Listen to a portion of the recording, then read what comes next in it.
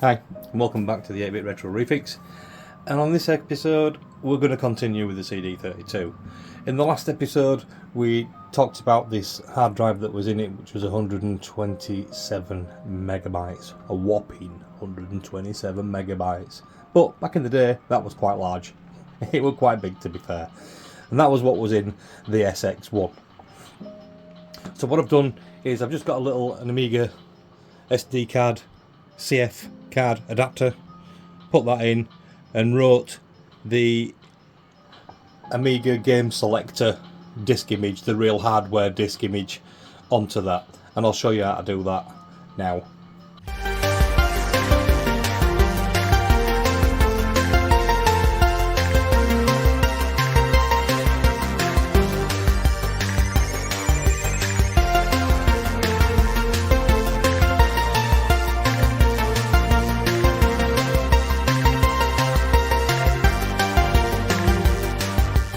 Right, so once you've downloaded the Amiga game selector, real hardware AGA, you click on that. If you have a look in the instructions, which I've already opened here, it says what you have to do is to open it up in the WinRAR, so we'll open that now.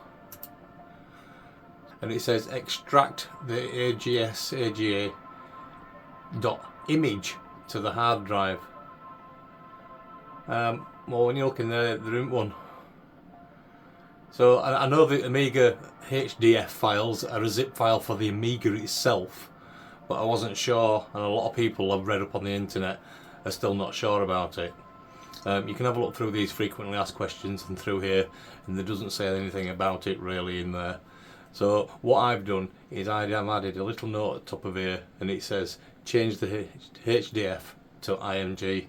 So simply just extract that to your hard drive and then change that at the end to IMG. Once you've done that, you should be able to plug your CF card into an adapter to plug it into USB, so you should be able to read your card. You download Win32 disk imager. You can select your drive in here. I've not got it plugged in at the moment, so there's nothing there, but make sure you get your correct drive.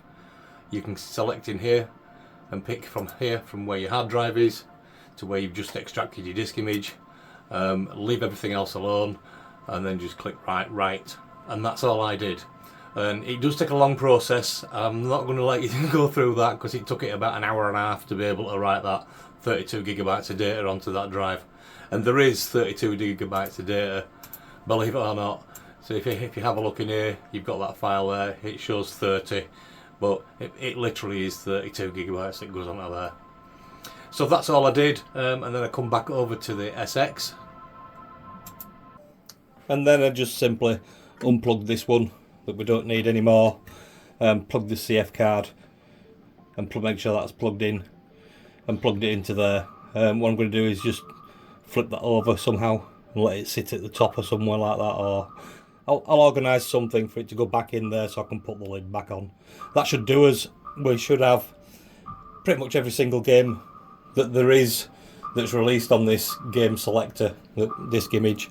So I'll take you up to the screen now and you can have a little look. So there you go. You can see that the game selector is running now. So what I'm going to do is just switch it off and show you in real time how long it actually takes to boot up. So here we go.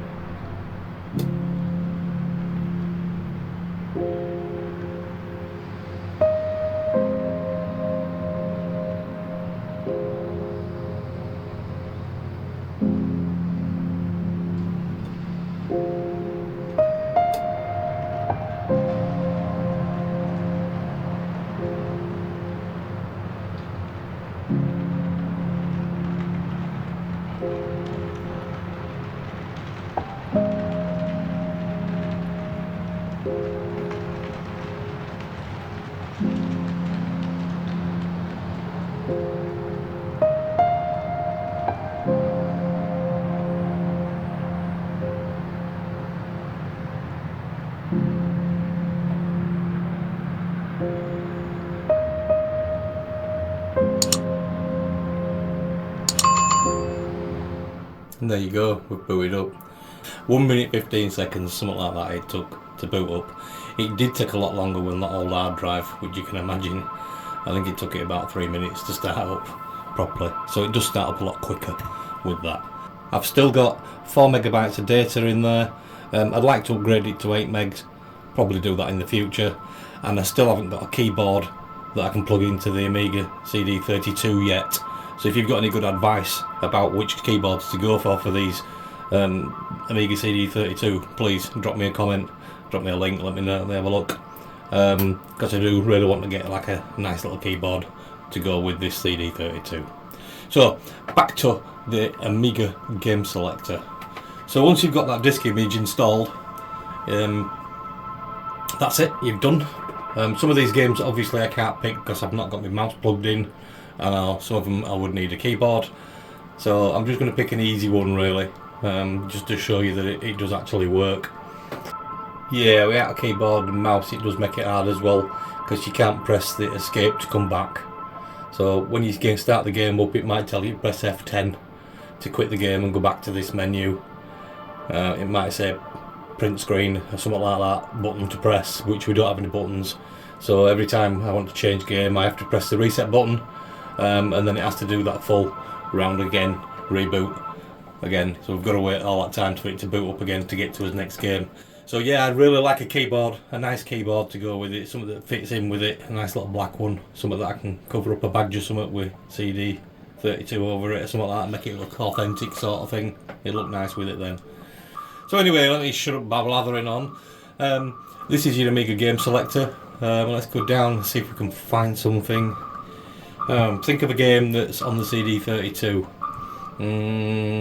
Chaos Engine or something like that. So we'll go by that. We'll find Chaos Engine. Is it if it's in here? Oh, if you look down there, look. Cannon fodder, CD32. So it can run the CD32 stuff, can this image. You'll probably find the games around here. Another one there, look. Candy Plus, CD32. I can't run Cannon fodder because I need a mouse plugged in. There's Castles 2 there, CD32. Chambers of Solin. Cool. Chaos Engine there, look, the CD32. So we'll see if that fires up, see how that runs.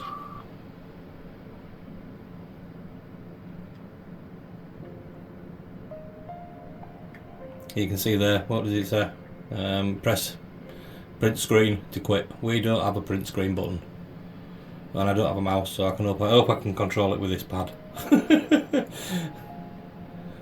Otherwise I'll have to cut us straight to a game that I can use on this pad.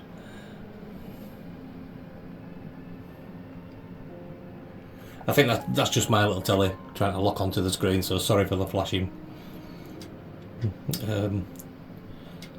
One player. Start a new game. Oh, we did get some sound. It's just going. Come on, lock on, you stupid telly.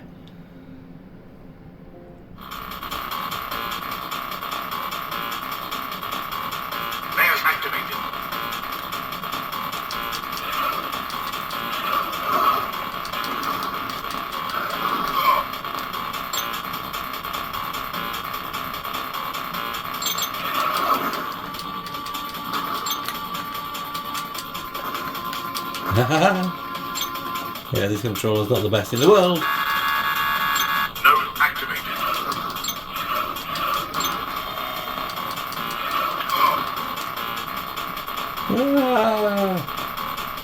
Layers activated.